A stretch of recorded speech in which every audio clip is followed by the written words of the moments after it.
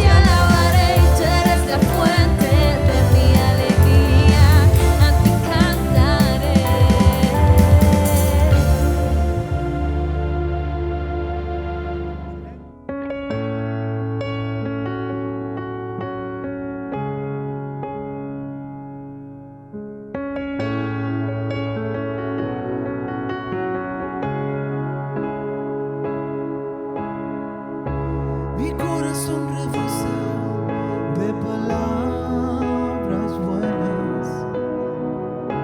Dedico a ti esta canción. Mis labios cantarán esta poesía a ti.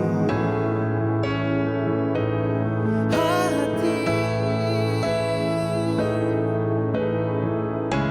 Mi corazón rebosa de palabras buenas. Dedico a ti esta canción. Mis labios cantarán esta poesía a ti. A ti. Eres el más hermoso.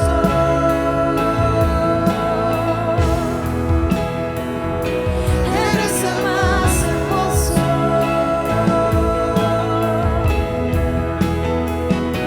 Eres el más hermoso de los hijos de los hombres.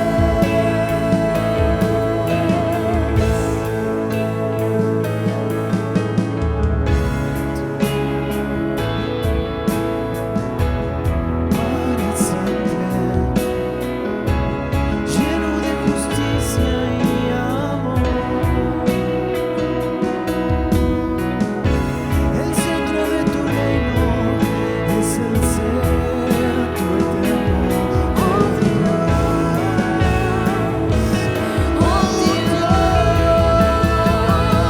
eres el más hermoso.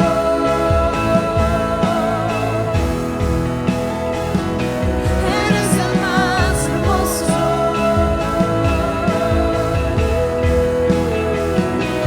Eres el más hermoso de los hijos de los hombres.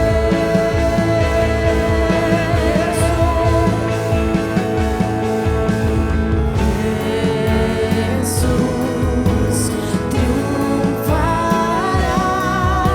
y tu verdad reinará.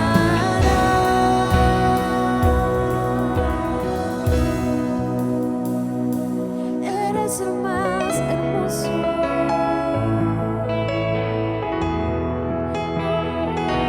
Eres el más hermoso.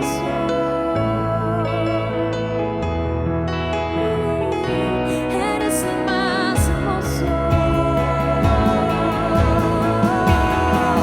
de los hijos de los hombres.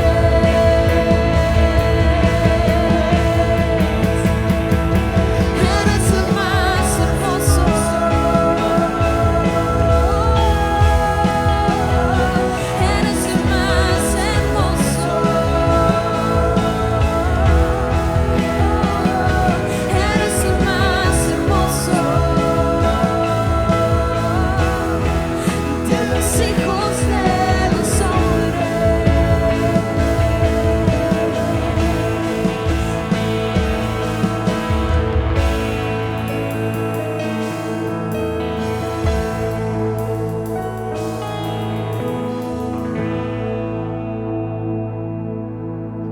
¿Qué tal, mis hermanos? Dios les bendiga en esta mañana, en este domingo tan lindo. Que la paz del Señor sea con cada uno de ustedes.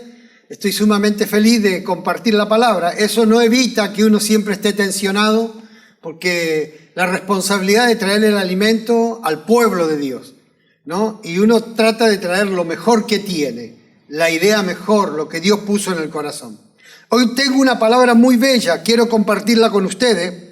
Si ustedes son tan amables, me acompañan por favor en el libro de Samuel, capítulo 1, versículo 4. Voy a leer unos cuantos versículos, por favor. Y Samuel habló a todo Israel, porque aquel tiempo salió Israel a encontrar en batalla a los filisteos y acampó junto a Ebenezer. Y los filisteos acamparon en Afé. Los filisteos presentaron batalla en Israel y trabándose en el combate Israel fue vencido delante de los filisteos, los cuales hirieron en batalla en el campo como a 4.000 hombres. Cuando volvió el pueblo al campamento, los ancianos de Israel dijeron: ¿por qué nos ha herido hoy Jehová delante de los filisteos? Traigamos a nosotros de Silo el arca del pacto de Jehová, para que viniendo entre nosotros nos salve de la mano de nuestros enemigos. Y envió el pueblo a Silo, y trajeron de allá el arca del pacto de Jehová de los ejércitos, que moraba entre los querubines, y los dos hijos de Elí, Ofni y Fines, estaban allí con el arca del pacto. Aconteció que cuando el arca del pacto de Jehová llegó al campamento, todo Israel gritó con tan júbilo que la tierra tembló. Cuando los filisteos oyeron la voz de júbilo, dijeron: ¿qué voz de gran júbilo es esta en el campamento de los hebreos? Y supieron que el arca de Jehová había sido traída al campamento. Y los filisteos tuvieron miedo, porque decían: ha venido Dios al campamento. Y dijeron: ¡ay de nosotros! Pues antes de ahora no fue así. ¡Ay de nosotros! ¿Quién nos librará de la mano de estos dioses poderosos? Estos son los dioses que hirieron a Egipto con plagas en el desierto. Esforzaos, oh filisteo, y sé hombre, para que no sirváis a los hebreos como ellos os han servido a vosotros. Sé hombre y pelead. Pelearon pues los filisteos, e Israel fue vencido, y huyeron cada cual a su tienda, y fue hecha grande mortandad, pues cayeron de Israel 30,000 hombres de a pie. Y el arca del pacto fue tomada, y muertos los dos hijos de Elí, Ofni y Fines. Y corriendo de la batalla un hombre de Benjamín llegó él mismo a Silo, y su vestido roto y tierra sobre su cabeza. Y cuando llegó, he aquí que Elí estaba sentado en una silla vigilando en el camino, porque su corazón estaba temblando por causa del arca de Dios. Llegado pues aquel hombre a la ciudad y dadas las nuevas, toda la ciudad gritó. Cuando Elí oyó el estruendo de la gritería, dijo: ¿qué estruendo y de alboroto es este? Y aquel hombre vino a prisa y dio las nuevas a Elí. Y era ya Elí de 98 años, y sus ojos se habían oscurecido de modo que no podía ver. Dijo pues aquel hombre a Elí: yo vengo de la batalla y he escapado hoy del combate. Y Elí dijo: ¿qué aconteció, hijo mío? Y el mensajero respondió diciendo: Israel huyó de delante de los filisteos. También fue hecha gran mortandad en el pueblo. También tus dos hijos, Ofni y Fines, fueron muertos, y el arca de Dios ha sido tomada. Y aconteció que cuando él mencionó el arca de Dios, Elí cayó hacia atrás de la silla, al lado de la puerta, y se desnucó y murió, porque era hombre viejo y pesado, y había juzgado a Israel 40 años.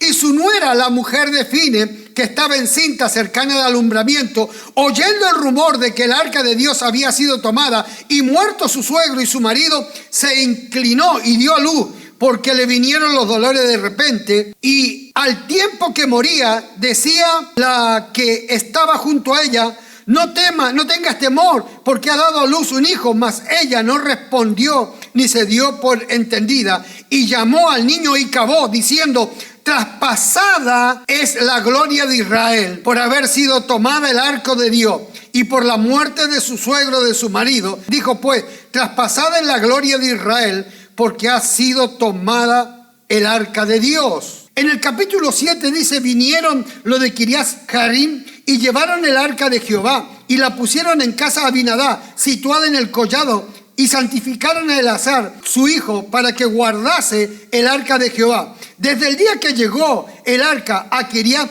Jearim, pasaron muchos días, 20 años, y toda la casa de Israel lamentaba en pos de Jehová. Y leo lo último, mis amigos. Tengo que explicarlo, por eso leo, para que usted entienda y comprenda que estoy hablando palabra de Dios.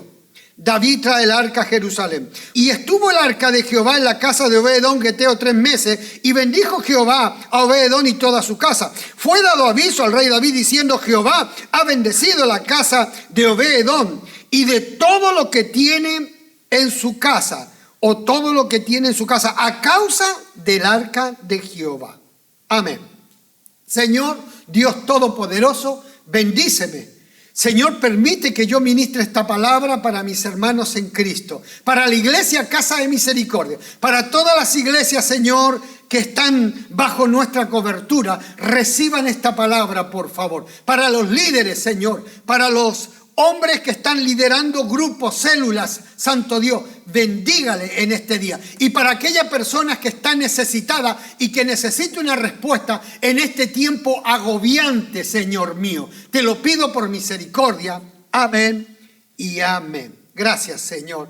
Gracias por tu palabra. Mis hermanos, mis amigos, le he puesto como título a este mensaje duro de entender. Sí, lo saqué de esa película Duro de Matar. Pero esto es duro de entender. También podía haberle puesto duro de servir, sería muy bíblico, pero quise como actualizar el dicho, duro de entender. Ese es el título. Estamos viviendo un tiempo bien difícil, dirían los bolivianos, harto difícil, ¿no? Ellos suelen usar esa palabra. Mis hermanos, en el mundo hay gente muriendo todos los días, hay países con más problemas que otros, ¿no?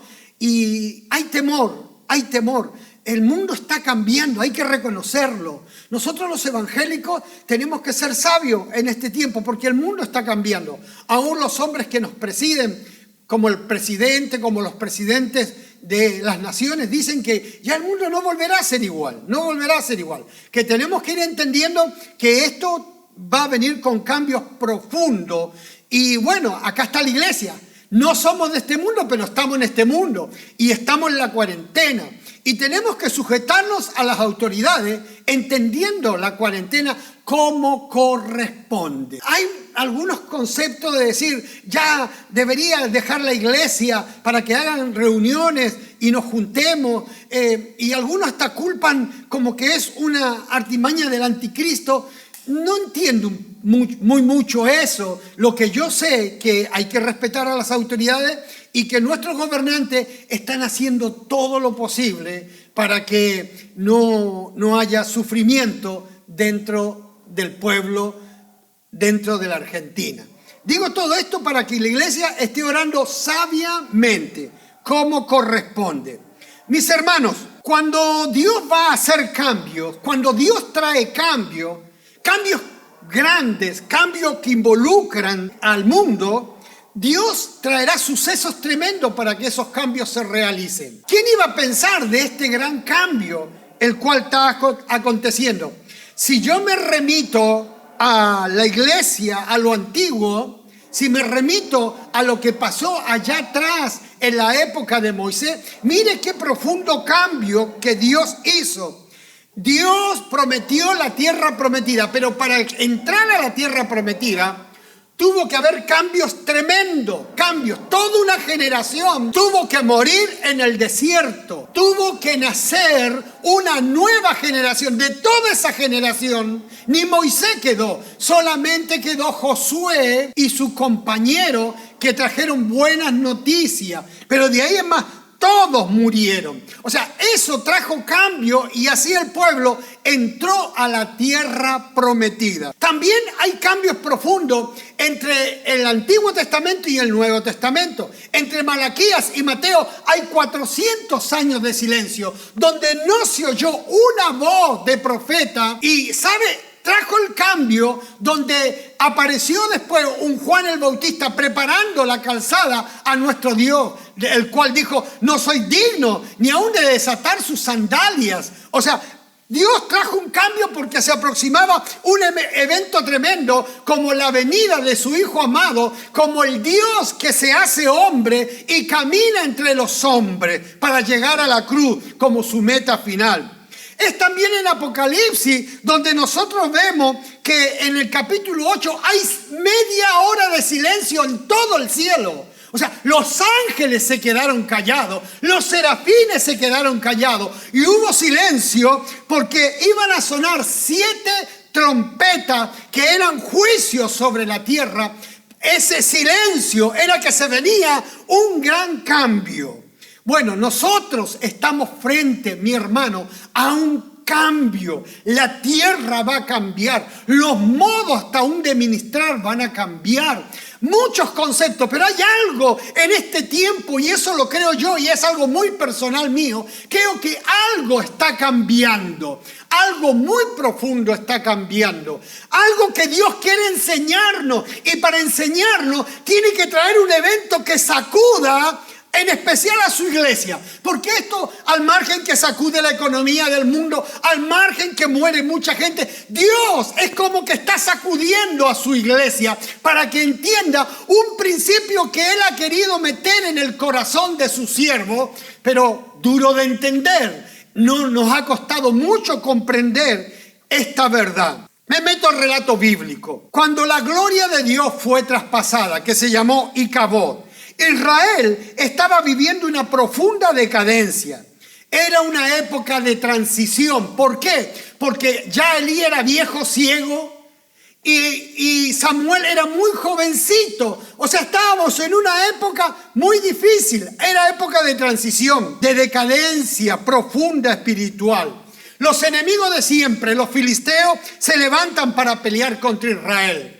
Israel no estaba en comunión con Dios. El sacerdote era viejo, sus hijos eran impíos totalmente. Se acostaban con las mujeres que cuidaban en la puerta del templo. Su padre no le llamó la atención. Y si le llamó la atención fue de una manera tan suave que no tuvo eficacia. Samuel era muy joven. Recién Dios lo empezaba a usar y recién estaba oyendo la voz de Dios. Los filisteos vinieron a pelear. Israel se preparó para la batalla y salieron a pelear. Y los filisteos lo destruyeron, mataron 4,000 hombres. Sin saber, los israelitas volvieron a sus tiendas y dijeron: Dios, ¿por qué nos has hecho perder esta batalla? ¿Por qué nos has avergonzado? Y dijeron: ya sé, vamos a hacer esto. Vamos a llevar el arca de Dios. Vamos a ir a la batalla. Vamos a llevar el arca. Y mandaron a buscar el arca y llevaron el arca al campo de batalla para pelear contra los filisteos. Mira hasta qué degradación habían llegado. Y llevaron el arca. Los que llevaban el arca eran los 2 hijos de Elí. Unos sinvergüenza, unos sátrapas, personas pecadoras que se revolcaban en el pecado. Mire la condición del pueblo de Israel. Cuando llegó el arca, como un talismán, todo el pueblo gritó de tal manera que los filisteos temieron, dijeron: ¿qué pasa? Y cuando supieron que era el arca, dijeron: no, así no se pelea, esto es un robo. Pero una voz, no dice quién fue el que la dijo, le dijo: filisteo, sé hombre, no temáis, peleen, que los van a vencer, peleen contra ellos. Yo creo que fue Dios diciéndole a los filisteos: peleen, porque Dios traía juicio y castigo para su pueblo. A los que Dios ama, Dios castiga. Al que no castiga es al bastardo. Ahora, hubo pelea. En aquel día Israel perdió. 30,000 hombres murieron en aquella batalla, más los 4,000 anteriores, 34,000. Pero lo más tremendo es que el arca de Dios, los filisteos la capturaron y se la llevaron a su tierra. Quiero explicarte, mi amigo, que el arca era ese lugar, más bien dicho, un lugar donde estaba el pan, maná, estaba la vara reverdecida de Aarón y estaban los 10 mandamientos. Los 3 emblemas que hablaba de un Dios todopoderoso. Los 10 mandamientos era el carácter de Dios. El pan era el sustento del cielo de Dios. Y la vara de Aarón era la autoridad que Dios le había dado a Aarón por ser el sacerdote. Era el que Dios había escogido. Esa arca estaba en el lugar santísimo. La fueron a buscar y la trajeron. Era la misma presencia de Dios. El arca representaba la presencia de Dios que estaba en medio de querubines. Esa arca fue llevada, capturada por los filisteos. Cuando se enteró Elí, murió automáticamente. Murieron sus 2 hijos. Su nuera no se dio por enterada que había tenido un varón y murió al instante. Y al hijo le pusieron Icabod. La gloria de Dios fue traspasada. Se fue la gloria de Dios. Se fue la nube de Dios. Se fue la columna de Dios. Y los filisteos capturaron al arca. Los filisteos pensaron lo que cualquiera seguramente pensó. Los filisteos vencieron a Israel, vencieron a Jehová, Dios de los ejércitos. No, los filisteos habían vencido a un pueblo en decadencia, a un pueblo desobediente, a un pueblo que no honraba a Dios, un sacerdote que no era un santo, un sacerdote que no tenía temor de Jehová. Y dice la Biblia que se llevaron el arca a Adón. Los filisteos contentos hicieron fiesta. Y cuando tenían el arca la llevaron al templo de Dagón y la metieron dentro del templo de Dagón. Dagón era el dios de los filisteos, era una estatua que estaba allí rígida. Y cuando pusieron el arca, se fueron, cerraron las puertas. Al otro día cuando volvieron, Dagón estaba postrado delante del arca de Jehová. Ya Dios empezó a poner su sello y su gracia. Una estatua se tuvo que postrar delante de Dios. Tan duro podemos ser nosotros que nos cuesta tanto postrarnos delante de su presencia, delante de su altar, delante de su arca, delante de su gracia.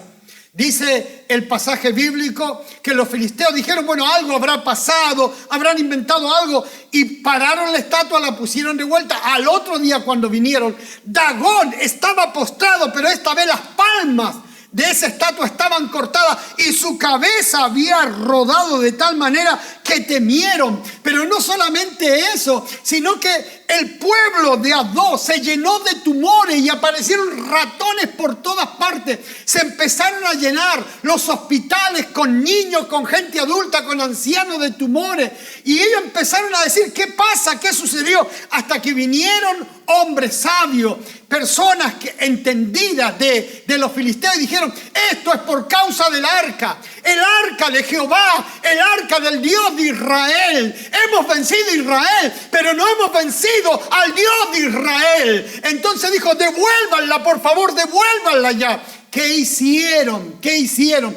El mismo hombre que les dijo eso sería un brujo, un sabio, vaya a saber qué. Les dijo, por favor, y no la devuelvan vacía, devuelvan, hagan joyas de oro. E hicieron tumores de oro, ratones de oro, y por príncipe y por pueblo dieron ofrenda y llenaron. Preparen, le dijo, una carreta nueva, llenen de eso y pongan el arca dentro. Busquen animales para entregarla. Pero previo a eso, antes de hacer eso, los que hicieron lo de Abdó, hicieron algo tremendo. Mandaron el arca a la ciudad vecina. Cuando se llenaron de tumores, entendieron que era el arca de Jehová y se la mandaron a la ciudad vecina. Y cuando llegó el arca a la ciudad vecina, se llenaron de tumores. Empezó a haber una peste de ratones y una maldición tremenda. Y los de Gad sabían que en Adón eso había sucedido por causa del arca.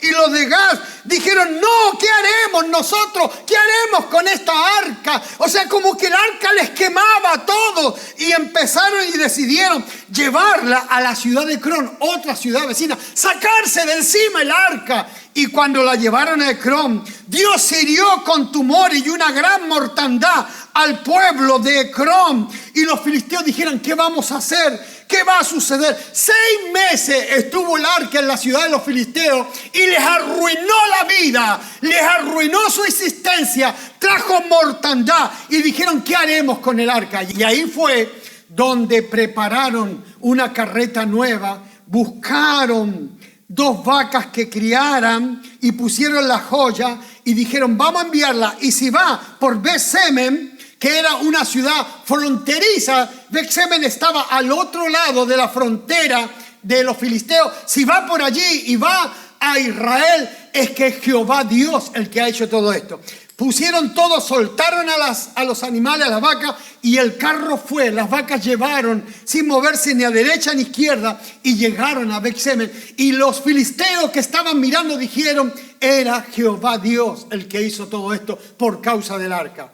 Cuando la gente, los ciudadanos de Bet-Semen, vieron el arca viniendo, se alegraron. Cuando cruzó el arca la frontera, tomaron y llegaron a una piedra. Y ahí en medio que rompieron la carreta, bajaron el arca, rompieron la carreta, mataron esas vacas e hicieron sacrificio al Dios del cielo y ofrecieron a Dios y se llenaron de alegría. Pero alguien miró dentro del arca, alguien tocó el arca y miró adentro donde estaba la vara, donde estaba el decálogo, los 10 mandamientos, donde había maná que mostraba el poder de Dios. Y dice la Biblia que 50,070 personas murieron murieron automáticamente por haber visto el arca, por haber abierto esa arca. Y dijeron los de Bet-Semes: ¿qué hacemos con el arca? ¿Qué hacemos con el arca? Y es ahí donde el arca es llevada a Kiriat Jearim, a un hombre llamado Abinadab, a la casa de Abinadab, que significa padre generoso. Y llevaron esa arca y se la dejaron. Y ese hombre, como era generoso, la dejó en su casa. Y ahí dice la Biblia que el arca estuvo 20 años. Mire si no fue generoso ese hombre. 20 años. Y puso a su hijo Eleazar, que lo fue santificado, para que cuidara el arca. Por 20 años el arca estuvo guardada en ese lugar. Mi hermano, fue algo tremendo. Pasaron, yo creo, calculo en la suma que yo hago personal, porque ya después pasa Saúl y viene David, y en la mitad del ministerio de David, David se acuerda del arca, Saúl no se acordó del arca, para nada. Y habrán pasado unos 60 años, Israel sin el arca, sin la gloria de Dios. Imagínese, hermano, que Dios no lo visitara a usted por 60 años. Quedaríamos huecos, vacíos. Seríamos algo superficial. Ahí se cumpliría esa palabra: este pueblo de labios me honra, pero su corazón no existe. 60 años. El rey David ya se había consolidado, había muerto Saúl. Y él empezó a ser rey. Reinó en Hebrón 7 años y de ahí en más iba a reinar en Israel los restantes 33 años. David sabía de la importancia del arca. David pensó entre sí: tengo que buscar el arca. Si yo traigo el arca, todo Israel estará feliz, todo Israel estará contento. Esto me hace acordar un poco a los militares cuando quisieron ganar las Malvinas para alegrar al pueblo argentino, a pesar de que estaban haciendo cosas tremendas por debajo. Esto me hace acordar. David dijo: voy a traer el arca y le voy a responder al pueblo, y esto va a ser algo tremendo, y mi nombre va a quedar archivado como fui el hombre que traje el arca de Dios. Entonces David fue a la casa de Abinadab, fue allí y preparó carros nuevos. Abinadab tenía 2 hijos, Usa y Ahio, eran hijos de Abinadab. Y pusieron el arca y empezaron a danzar. David danzaba, era un adorador. David danzaba y traían el arca, ¿no? Y habían instrumentos de música, era todo algarabía. Y de repente, en la era de Nacor, los bueyes tropiezan y Usa sostiene y agarra y pone sus manos sobre el arca y cayó automáticamente muerto. Y allí pusieron Pere Usa, quebrantamiento de Usa, murió automáticamente. Cuando David vio eso, se asustó y dijo: ¿qué haremos con el arca? ¿Qué haremos con el arca? Y David tuvo miedo a la gloria, a la presencia, a la unción de Dios, tuvo miedo. El arca le quemaba todo en las manos y buscaron a una persona. Y no hallaron a mejor persona que a Obed-Edom. Para mí Obed-Edom es ese personaje que en la iglesia no es muy interesante, no tiene grandes atributos. Para mí Obed-Edom es ese matrimonio, él y su esposa y sus hijos, que pasan desapercibidos. No son de dar grandes diezmos ni grandes ofrendas. No tienen grandes talentos. Obed-Edom es una familia mediocre. ¿Dónde guardamos el arca? El arca está enojada, Dios está enojado, viene matando gente, destruyó a los filisteos.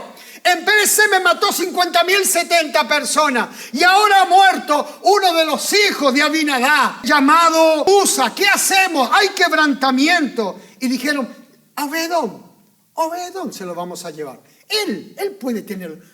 Llevémosla y listo. ¿Cuál es el problema? Le decimos: esto lo mandó David, el rey David. Listo. Y llevaron el arca a la casa de Obed-Edom. Le dijeron: Obed-Edom, ¿puedes guardar el arca en tu casa? Sí, para mí es un privilegio guardarla. Qué confianza que me tienen. Qué confianza, se la estaban sacando de encima. No sabían qué hacer con la gloria de Dios. Y la llevan a Obed-Edom. Y Obed-Edom la tiene en su casa. Mire, hermano, algo pasó. Algo sucedió. Desde el día que el arca de Dios llegó a la casa de Obed-Edom, la casa de Obed-Edom se revolucionó, pero no para maldición, sino para bendición. Su vida cambió de adentro para afuera. Todo el mundo se enteró que la casa de Obed-Edom estaba bendecida.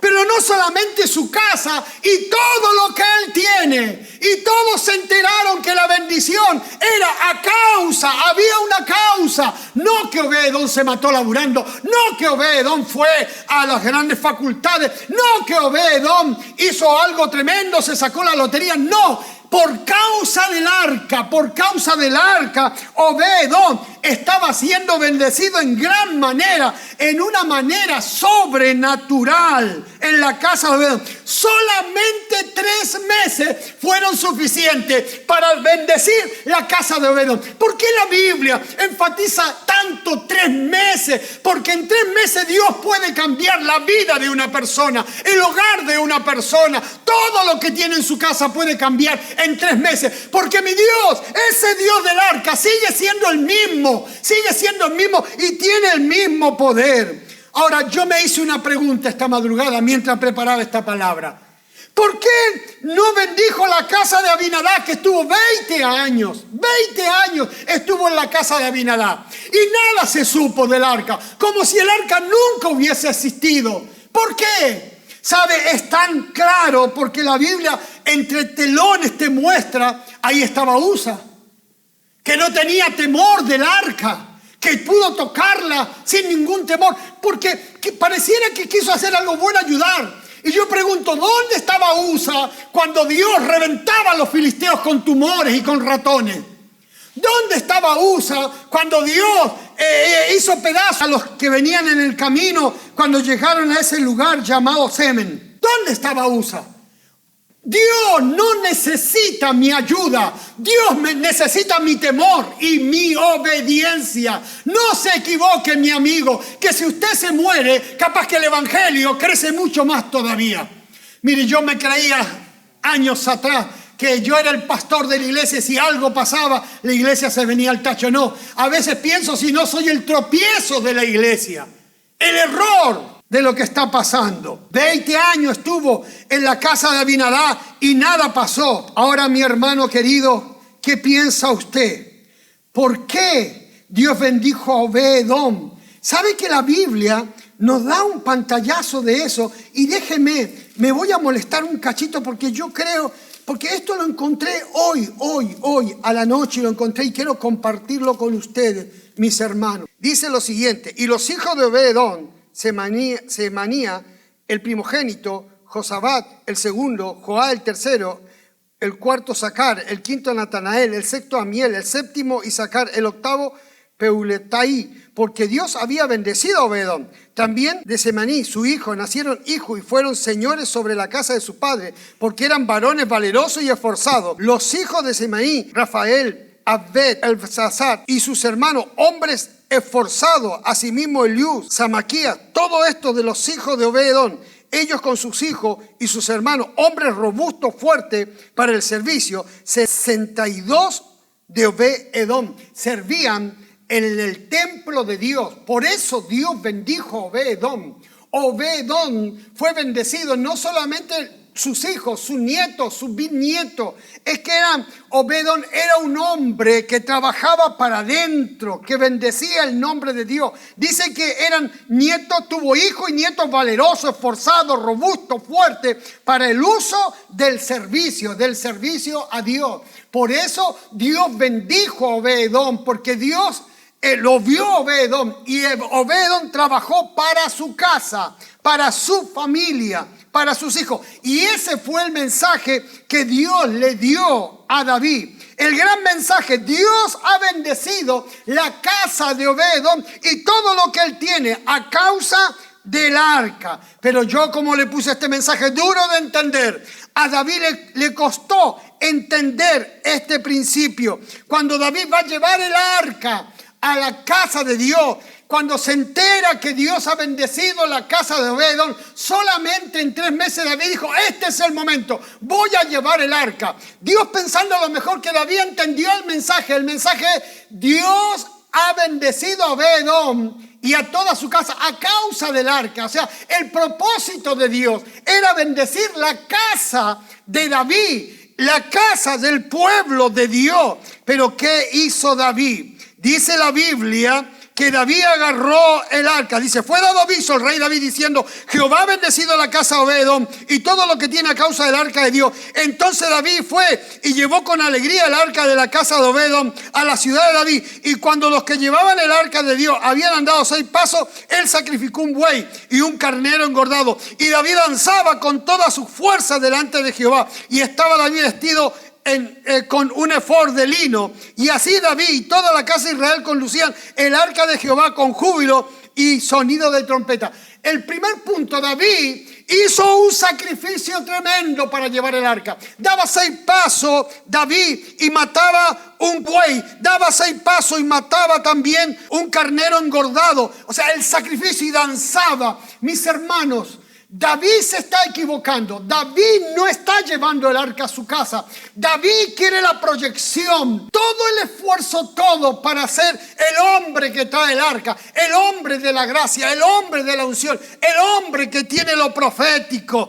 Ay, hermano, tremendo. Pero en el segundo paso dice lo siguiente: cuando David había acabado de ofrecer el holocausto y ofrenda de paz, bendijo al pueblo en el nombre de Jehová de los ejércitos y repartió a todo el pueblo y a toda la multitud de Israel, así hombres como mujeres, a cada uno un pan, un pedazo de carne y una torta de pasa, y se fue todo el pueblo, cada uno a su casa. David se transformó en el hombre suficiente. Él proveyó carne, pan, torta de pasa, y le dijo, vayan a sus casas. Era el hombre suficiente. No era solamente el hombre que hacía sacrificio, era el hombre que se mostró suficiente. Con qué facilidad nos gusta mostrarnos suficiente, que todo nos alcanza, que podemos darle a uno, al otro, a otro y a otro, y muchas veces estamos al límite, estamos mal, queremos expresar más que toda la suficiencia, más que el propósito de dar. Y por último, el tercer error de David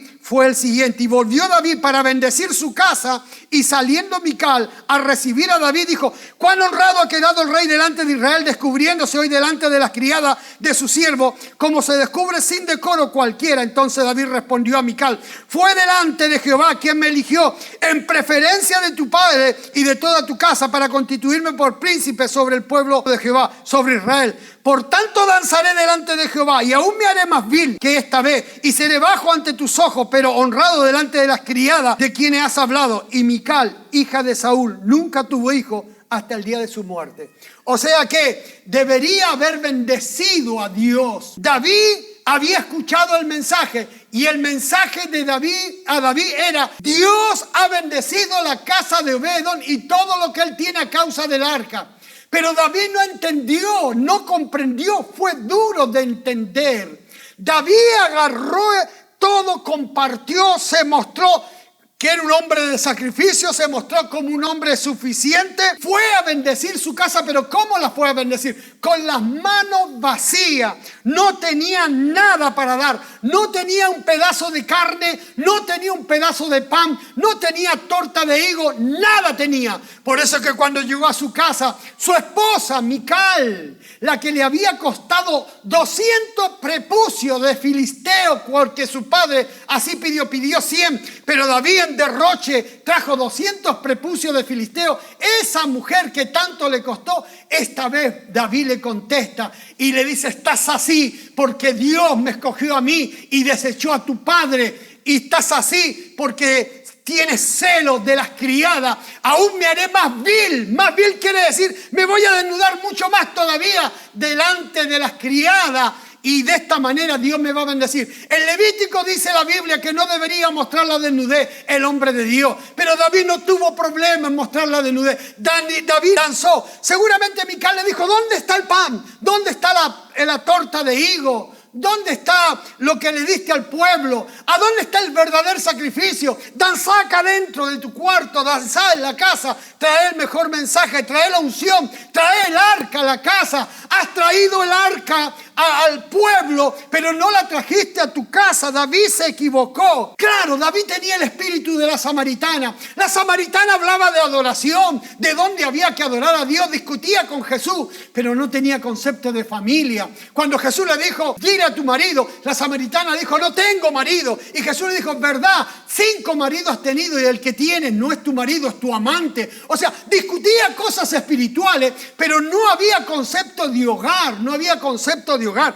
David no tenía concepto de hogar. Es lógico, lo entiendo. Su padre Isaí nunca hizo nada por él. Sus hermanos lo odiaban. En la Biblia nunca aparece la madre de David diciendo algo. David tenía concepto de oveja, de pastor, pero no tenía concepto de familia ni de hogar. Mis hermanos, Dios está trayendo un tremendo cambio. Dios ha permitido, yo considero así, no es que Dios lo hizo, Dios permitió toda esta situación, toda esta cuarentena. Dios estremeció a la iglesia para que la iglesia cambie de actitud. Hay un porqué para volver a las sendas antiguas, para volver otra vez a recobrar los valores. ¿Cuáles son los valores? Dios primero, la casa segundo, por último la iglesia donde nos reunimos a compartir, a recibir la palabra de Dios. En esta cuarentena debemos aprender, sí, amén, que yo y mi casa serviremos a Dios. Esto es con la casa, mi hermano. Esto es con la familia. Esto es con los hijos. Debería darnos vergüenza a nosotros los pastores si nuestros hijos no están congregándose, si no tienen ministerio, si no están sirviendo a Dios. Es que el mensaje, Dios ha bendecido a Obed-Edom y mire cómo lo bendijo. 62 personas servían en el templo del linaje de Obed-Edom. Claro que lo había bendecido. Estar bendecido no es ser próspero, aunque la prosperidad viene como añadidura. Estar bendecido es que tus hijos respetan el arca, sienten la unción del arca. Tú eres esa arca en tu casa, tú eres el sacerdote que la ministra. Mi hermano dice, serás salvo tú y toda tu familia. Es muy triste ver padres o mujeres venir solas a la iglesia. Es triste, más triste ver hijos que se congregan y sus padres ausentes, no saben de ese Dios, no conocen a ese Dios. Noé hizo un arca y Noé salvó a toda su familia en esa arca. Iglesia, tenés que entender que el propósito de Dios es tu casa, tu familia. Fíjese cuando dice, Obed-Edom bendijo la casa de Obed-Edom y todo lo que tiene. ¿Qué tienes en tu casa? ¿Qué tienes? ¿Un placar? ¿Qué tienes? ¿Un televisor? No, tienes tu familia, mi hermano querido. Por eso dice todo lo que tienes a causa del arca. El arca hizo ese milagro. Moisés era fiel en toda su casa. La Biblia nos habla de un tal Cornelio en el libro de Hechos de los Apóstoles capítulo 10. Dice que era temeroso a Dios con toda su casa. Había temor en la casa de Cornelio. Cuando la Biblia en Romanos capítulo 16 versículo 5 dice, Priscila y Aquila saluda, dice Pablo, a la iglesia que está en su casa. Había iglesia en casa. En Colosenses 4:15 dice, y Ninfa y a la iglesia que está en su casa. Es que está bien este concepto. La iglesia ahora está en casa. Mi hermano, ya no puedes evadir esa responsabilidad. Tienes que ser el sacerdote de esa iglesia que está en tu casa. Filemón tenía la iglesia en su casa. En 1 de Timoteo 3, versículo 4 dice, que gobierne bien su casa. ¿Cómo cuidará la iglesia del Señor? O sea que el principio es casa, no es la iglesia. Hemos mudado de valores, es casa. Tu casa habla de tu realidad. Tu familia habla de lo que tú eres. Tu sacerdocio tiene que estar en tu casa, sí, amén. El libro de Apocalipsis dice lo siguiente. Hay una iglesia que es la última iglesia. La iglesia de la Odisea. Es la iglesia del juicio al pueblo. En Apocalipsis 3:20 dice aquí, yo estoy a la puerta y llamo. O sea, es Jesús golpeando la puerta. Y es tan evidente que es casa. Porque dice, si tú abres la puerta, yo entraré y cenaré contigo. Y dice que era de noche. O sea, se cena en casa. Dios golpeando la puerta de nuestros hogares. Él quiere entrar a casa. Por eso Dios ha traído todo este movimiento. La iglesia se fue a su casa Y cada uno tiene que ministrar y ser el pastor de su casa. Ministrar su casa como corresponde. Él está a la puerta llamando para que tú abras y Él quiere entrar. No tiene por qué estar Cristo excluido de tu casa como en Apocalipsis 3:20. No tiene por qué estar un Cristo rechazado por sus hermanos en tu casa. Un Cristo ignorado por sus seguidores. No tiene por qué. Ese día el Señor te estaba invitando a la cena, dice el pasaje bíblico. Es la última, el último tiempo. ¿Saben mis hermanos, mis amigos? María, hermana de Lázaro, lo contempló a Jesús en casa. La Biblia dice, entra en lo secreto, hablando de tu cuarto, y yo te voy a recompensar en público, pero su secreto se va a hacer en casa. El consejo de Eliseo a aquella mujer que vinieron los acreedores, le dijo, junta vasija, enciérrate tú y tus hijos en tu casa. Y ahí está la bendición. Es que la bendición está en casa, mi hermano. Iglesia en casa. Sacerdocio en casa. Dios está trayendo todo este movimiento. Y yo de una cosa estoy seguro y la estoy esperando. Esto va a terminar. Va a haber un día que esta pandemia se va a cerrar, esta cuarentena se va a cerrar. Y vendrán mis hermanos, pero serán completamente diferentes. Serán los Obededom de esta cuarentena. Vendrán bendecidos. Y todos dirán, en esta cuarentena esos hombres estuvieron bendecidos, crecieron espiritualmente, por ende también crecieron económicamente. Sus hijos serán jóvenes sabios, hombres de valor y esforzados y sacrificados. Y de aquí en más, todos serán pastores en su casa, todos serán líderes en su casa, todos tendrán la mejor célula en su casa. Yo creo que todo esto Dios lo está permitiendo para que no cometamos el error que cometió David, de que sustentó al pueblo, de que hizo grandes sacrificios, de que llevó el arca, pero llegó a su casa con las manos vacías, ausente, y maldijo lo que no debía maldecir. Maldijo su casa y su mujer. Nunca, jamás de los jamases tuvo hijos espirituales, no tuvo hijos físicos también. Mis hermanos y amigos, Dios te bendiga muy mucho en este día. Déjame que haga una oración contigo. Dios quiere bendecir tu casa. Mi hermano, en este día sería muy bueno, mis amigos, que ustedes allí donde están, pidan que el arca venga a casa. Venga a casa. Mi arca tiene que estar en casa. Señor Dios Todopoderoso, te pido por misericordia que el arca esté en casa. Por muchos años el arca ha estado en la iglesia. Es verdad, nos reunimos, pero la Biblia dice que donde están 2 o 3, Dios, tú dijiste que estarías allí. Tú dijiste que estarías en mi casa. Ahora entiendo a Josué porque dijo, yo y mi casa. Un círculo tan íntimo, pero tan poderoso, Señor mío. Poco se habla de David bendecido, mucho se dice de Obededom, que solamente 3 meses precisaste para hacer lo que Abinadab no pudo hacer en 20 años. Dios, haz un milagro en esta cuarentena, que al salir de nuestros hogares, cuando se abran las puertas de la iglesia, que se van a abrir, no van a venir cristianos mediocres, cristianos flacos, cristianos carnales, depresivos, cristianos que les falta de todo. Van a entrar hombres bendecidos que entendieron el mensaje que Dios mandó por medio de Obededom. Dios puede bendecir mi casa en 3 meses. Dios puede bendecir mi casa en esta cuarentena. Dios puede hacer los milagros que nunca hizo. Se pueden quebrar maldiciones. El hombre fuerte va a tener que salir de nuestros hogares. Toda maldición, aun sea herencia o lo que fuere, se corta, se pudren los yugos y casa empieza a ser bendecida. Bendecida. Gracias, Padre. Gracias por todo. Señor, este desafío lo entendemos. No vamos a ser duros para entender, sino que ablandamos nuestro corazón. Y quédate tranquilo, Dios, quédate tranquilo, que hemos entendido completamente el mensaje.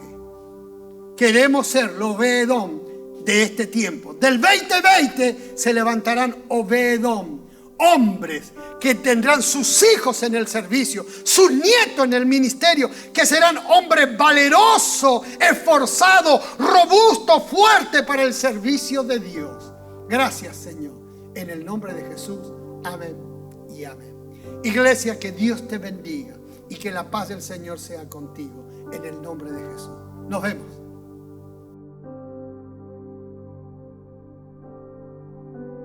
Qué hermosa palabra recibimos hoy de parte de nuestro pastor Augusto en particular. Yo soy una de sus hijas y hemos visto alrededor de todos estos años realmente como la prioridad siempre en la vida de nuestros padres ha sido bendecir nuestra vida como hijos. Han traído bendición a muchas personas, pero en particular siempre han querido ser pastores primordialmente de su familia. Entonces les queremos dar una invitación a los padres y a las madres que se puedan tomar un día de esta semana para tener una cena especial, un momento específico para compartir con sus hijos. Puede ser una cena, puede ser un tiempo de juegos, más allá de hacer el altar familiar, un tiempo de disfrute donde puedan compartir. Esperamos que hayan disfrutado nuestra transmisión de hoy. Los esperamos el martes en Devocional Online. Que Dios los bendiga.